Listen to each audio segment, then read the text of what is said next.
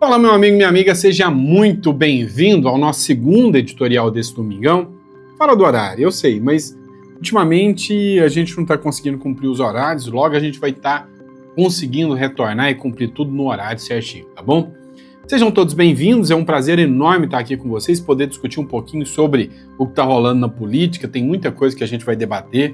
Teve manifestação do pessoal da esquerda, manifestação que foi classificada como bem esvaziada, teve vídeo novo do Nicolas Ferreira, teve o Nicolás Maduro comprando uma briga pesada com o Donald Trump, tem notícia internacional, né, o pessoal lá do Talibã mandando recado para os Estados Unidos querendo briga, querendo guerra.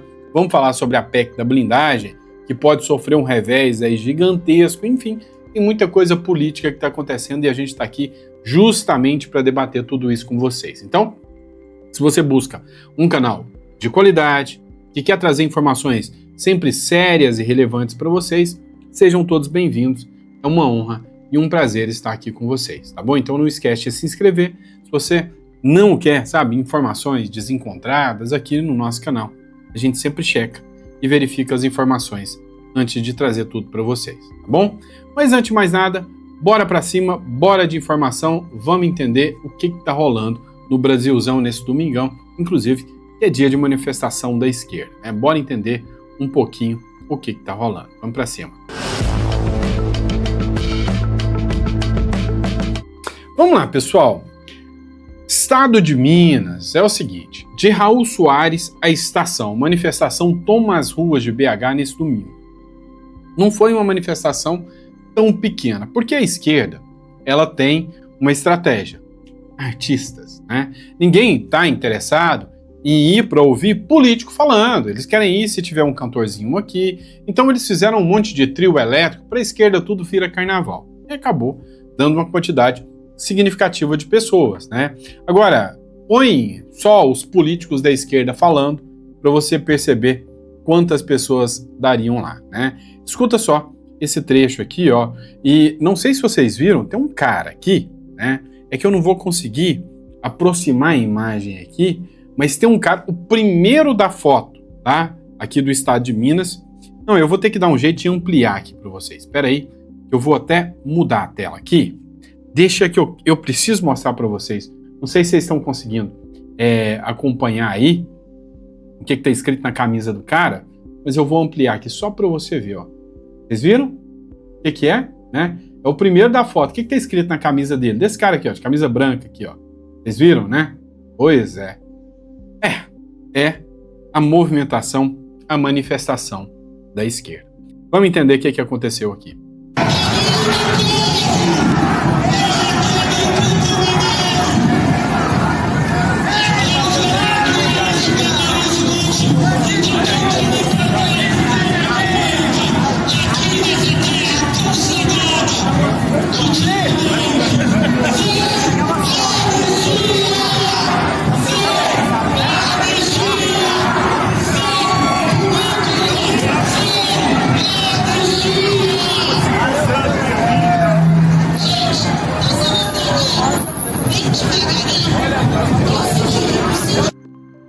Quanto mais eu vejo isso aqui, mais eu me preocupo com o Brasil, né? Com o futuro e com a reação, né, do Brasil. Aquilo foi em BH. Esse aqui foi a manifestação em Brasília. E você vê que não foi uma manifestação pequena, tá? Não foi. Dá uma olhada. Contra a anistia e contra a bandidagem hoje. A gente está mostrando que vale a pena estar na rua e dar um recado para o Congresso Nacional. A gente não vai aceitar calado o que eles querem fazer contra o povo. A gente celebrou na semana passada uma condenação e um julgamento histórico. Vamos lá. Deputados aprovam isenção de investigação dos crimes deles. Engraçado que quando o Supremo Tribunal Federal anula provas, o Odebrecht, entre outras, ninguém da esquerda aparece, né, para fazer esse tipo de manifestação. Quando o Sérgio Moro ia contra o Mensalão, o Petrolão, ninguém ia atrás para manifestar a favor, né, da prisão. Agora, não, vamos manifestar. Dá só para ver o quanto essas pessoas se tornam massa de manobra. Dos golpistas. Essa celebração, ela estava engasgada aqui. Depois de 14 golpes e tentativas de golpe nesse...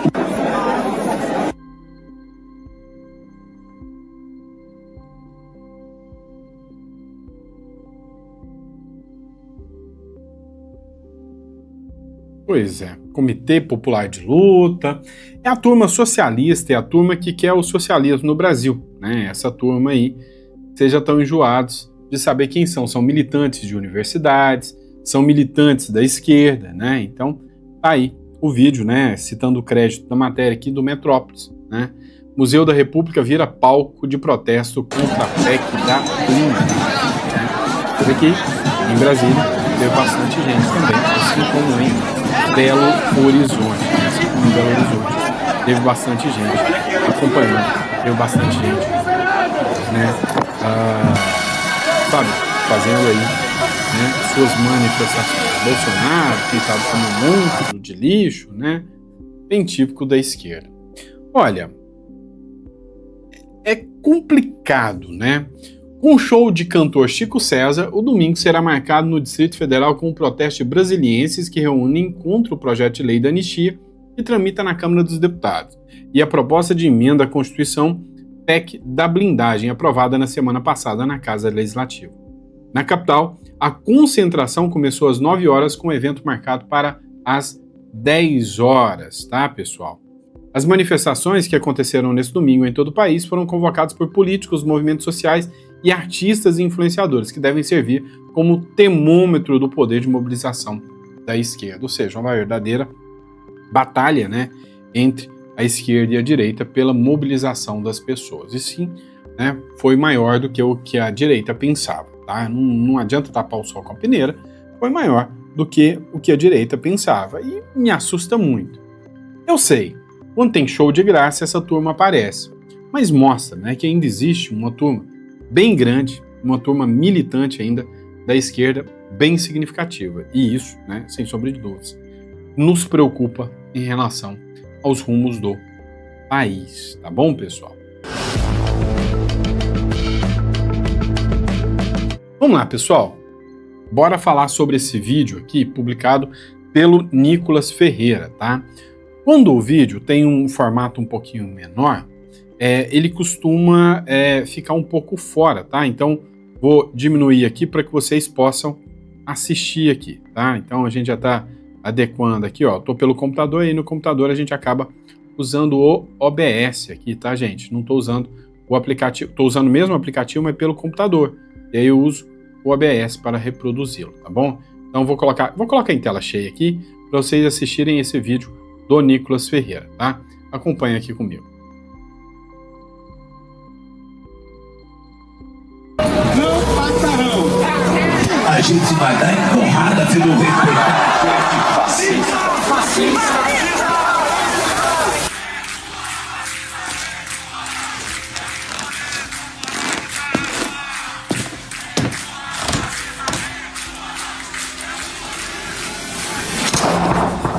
Eles não matam você por ser extremista. Eles chamam você de extremista para poder te matar. A violência começa com a linguagem.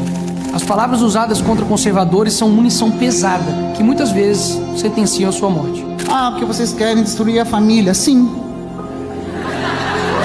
Queremos.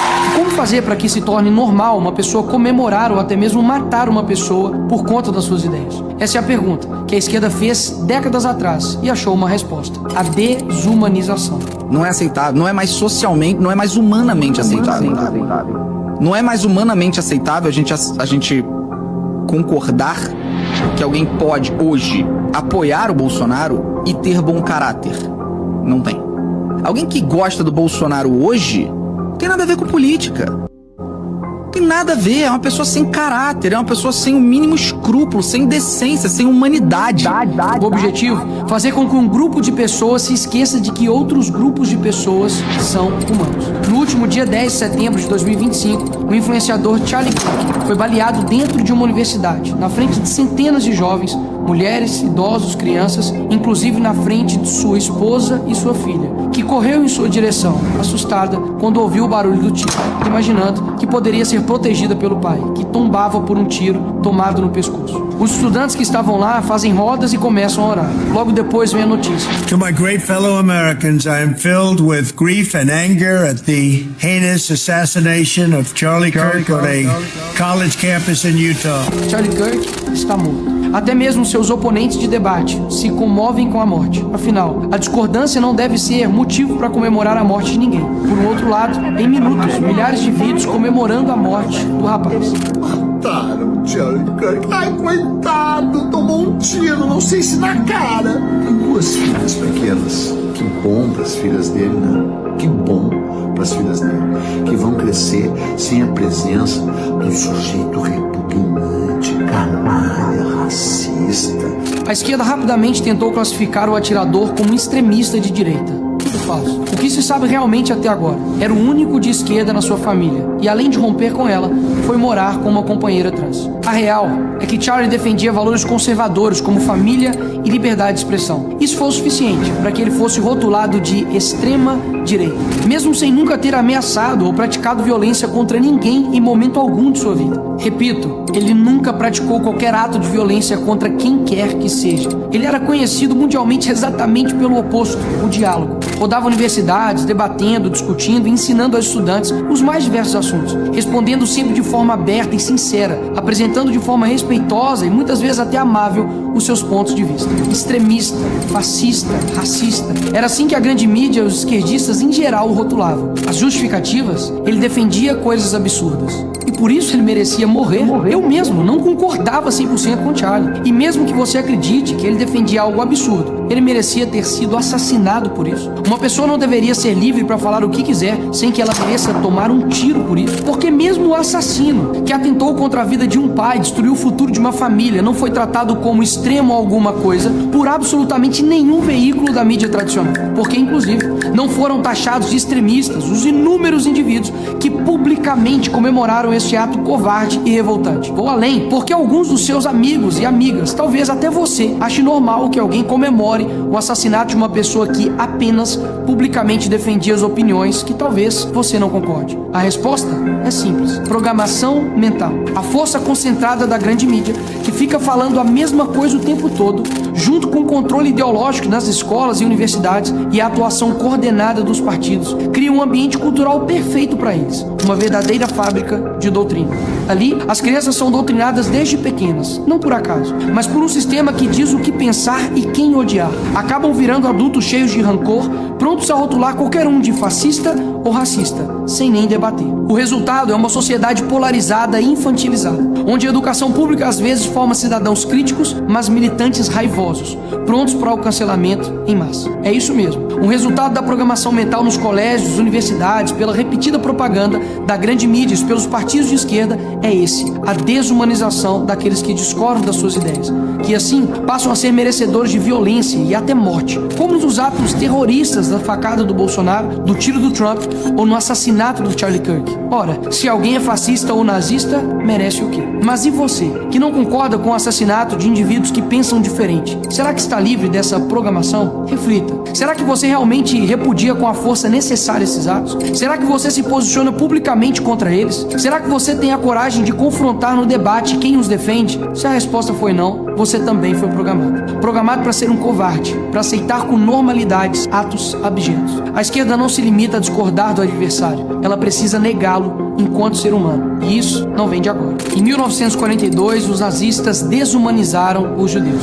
Transformaram um grupo inteiro em ameaça ou verme. E aí, medidas extremas passam a parecer necessárias e até desejáveis para salvar o país ou a democracia desses monstros. Essa mensagem, repetidas vezes, com imagens, tendo o monopólio dos meios de comunicação, aumentou, e muito, a eficácia dessa estratégia. Jornais publicavam capas com caricaturas e manchetes, normalizando o ódio e reduzindo os judeus a estereótipos. Usaram filmes e cartazes, os mostrando como ladrões, animais e os culpando por todos os problemas existentes. Mas essa ideia não veio dos nazistas. Em 1917, os comunistas, na Revolução Russa, idealizaram a propaganda em massa para consolidar o apoio e identificar os inimigos de classe. Ao longo dos anos, campanhas intensas que representavam os brancos, proprietários e inimigos da Revolução, como traidores, parasitas ou bandidos. Manipulavam fotografias. Sim, apagavam-se pessoas de fotos oficiais,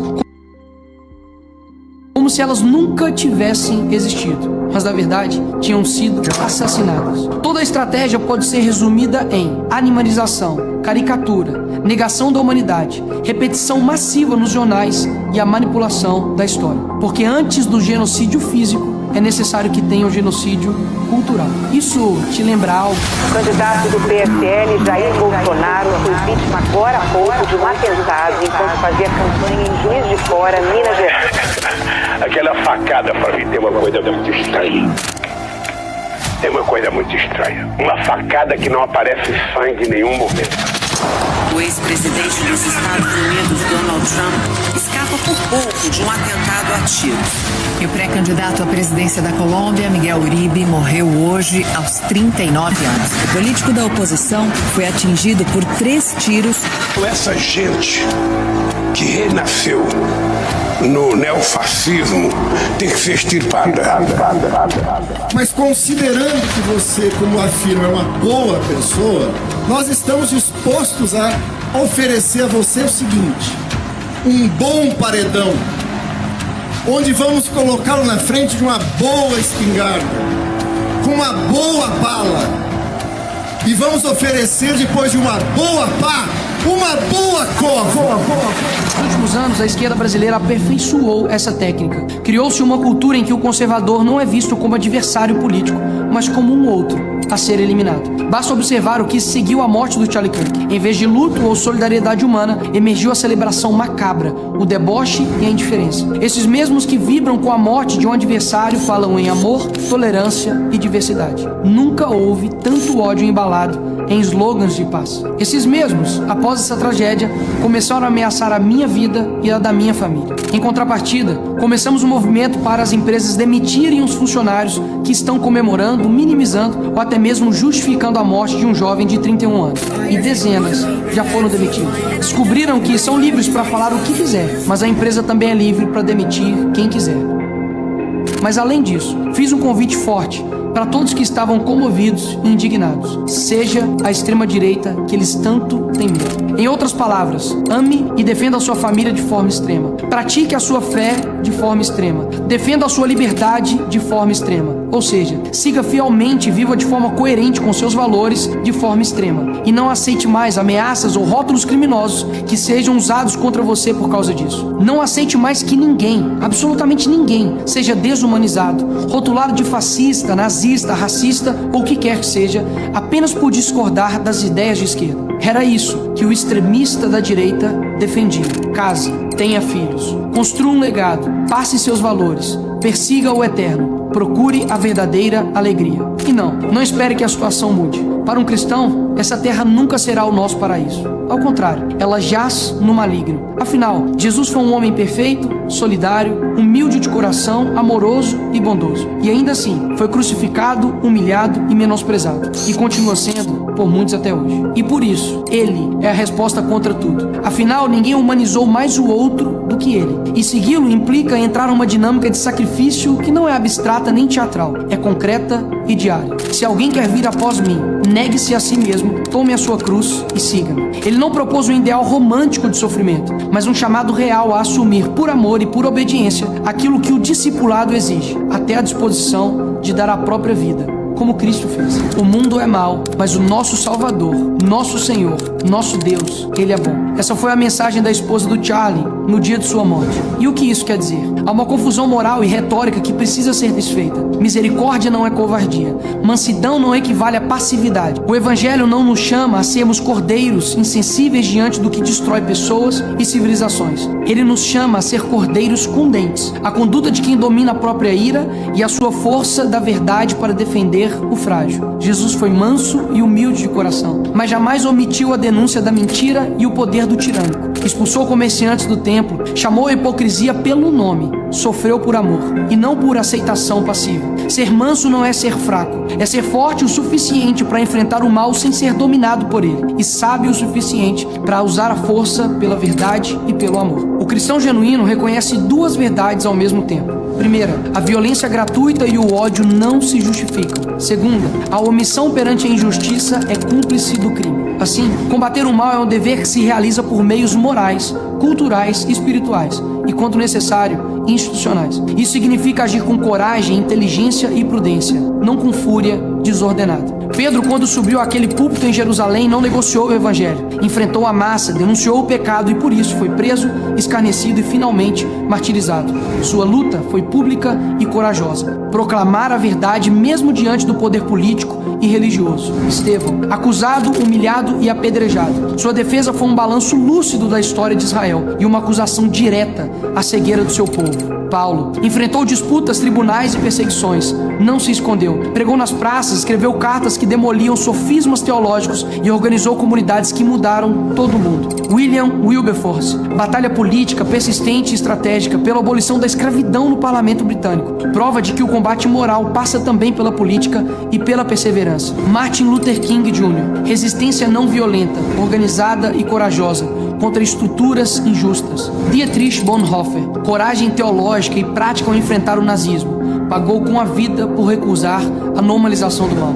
Então, como devemos agir? Denunciar a falsidade e a corrupção com coragem intelectual. Estudar, argumentar, expor erros e mentiras. A igreja é a escola de caráter, disciplina, educação moral, formação doutrinária e solidariedade. Mas, infelizmente, inúmeras igrejas têm se convertido em ambientes pautados pela estética do bem-estar. Melodias emotivas, uma atmosfera agradável e pregações que amaciam o ego, em vez de proclamarem a verdade que suscita conversão e transformação interior. Precisamos abandonar essas práticas e construir comunidades sólidas. O campo político e jurídico não é terreno proibido, é lugar de batalha. Participar, influir em leis, defender os indefesos, tudo isso é serviço cristão. Produzir cultura, livros, debates, arte e educação para moldar gerações. Quem define a linguagem e a imaginação controla, em larga medida, o futuro. Eles tentaram calar uma voz, acreditando que iriam nos amedrontar.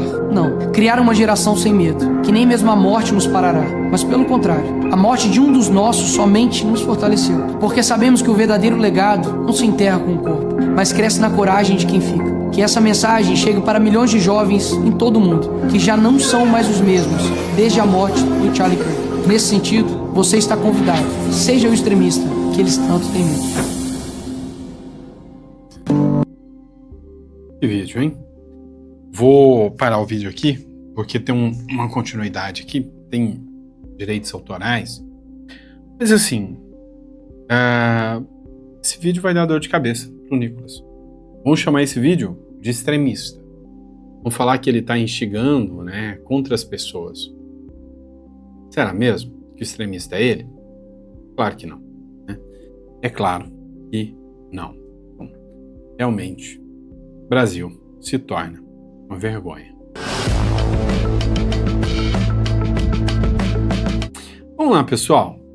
Charles Wicks fez essa publicação aqui e eu achei que era mentira, até que eu fui pesquisar para ver que isso é verdade. Isso é assustador. Adultos que moram com os pais serão notificados pela Receita Federal em 2026. Matéria do Pedro Silvini, tá? Olha só isso, a Receita Federal notificará adultos que moram com os pais em 2026. A Receita Federal do Brasil planeja intensificar a fiscalização sobre as declarações de imposto de renda a partir de 2026, mirando especificamente em adultos que residem com os pais. O objetivo é identificar possíveis inconsistências e omissões de renda, tanto por parte dos filhos quanto dos pais, que podem estar relacionados a aluguéis não declarados ou dependência financeira indevida. Quem será notificado?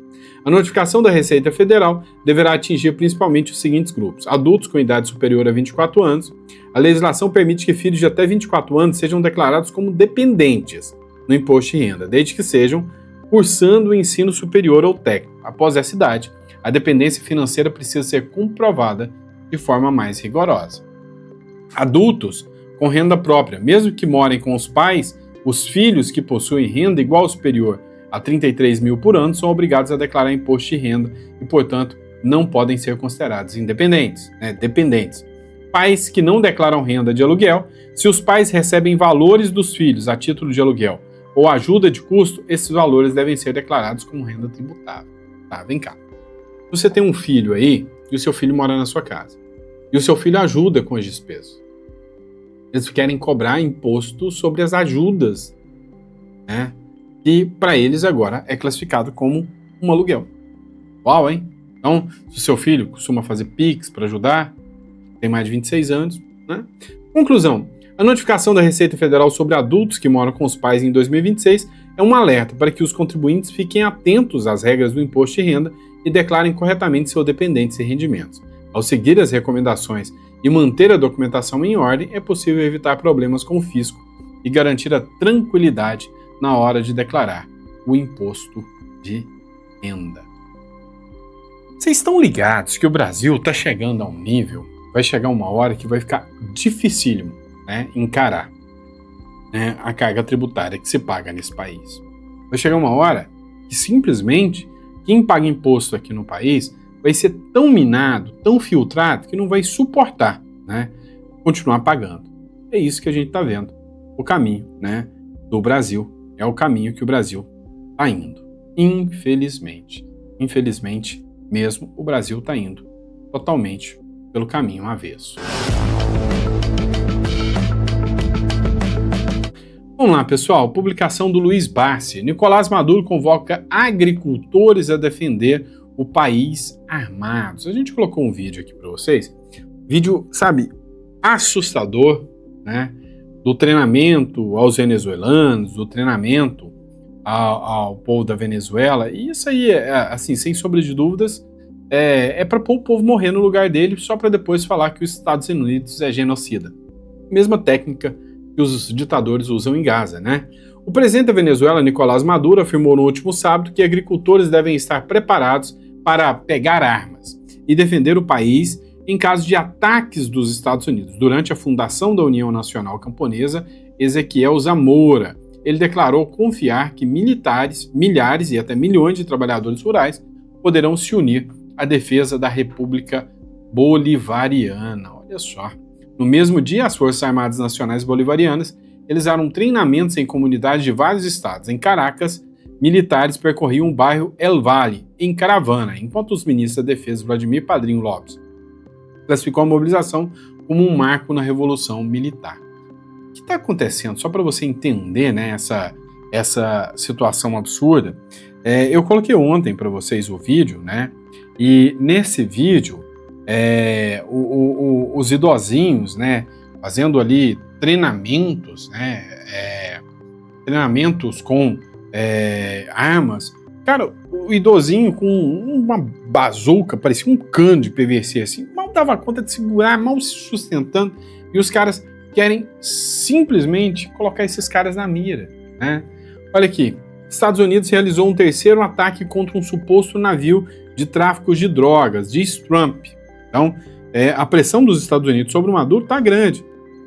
O presidente dos Estados Unidos, Donald Trump, afirmou nesta sexta-feira que o exército dos Estados Unidos realizou seu terceiro ataque fatal contra uma suposta embarcação de tráfico de drogas. O presidente americano também publicou um vídeo do ataque que mostra uma embarcação navegando em alta velocidade antes de ser atingida por 2 mísseis e afundar em uma explosão. E aí, vocês assistem aqui, né? Ele falou, ó, sob minhas ordens, o secretário de guerra ordenou um ataque letal. Enfim, acompanha aqui, né? Você vai ver aqui, ó, o barquinho aqui embaixo, né? Deixa eu ver se eu coloco a tela cheia aqui. O barquinho aqui embaixo, né? Tá na mira já da frota americana. E aí você vai ver o que vai acontecer com o barquinho, né? Esse vídeo foi publicado pelo próprio Donald Trump na Truth Social, tá? Não tem som o vídeo, tá?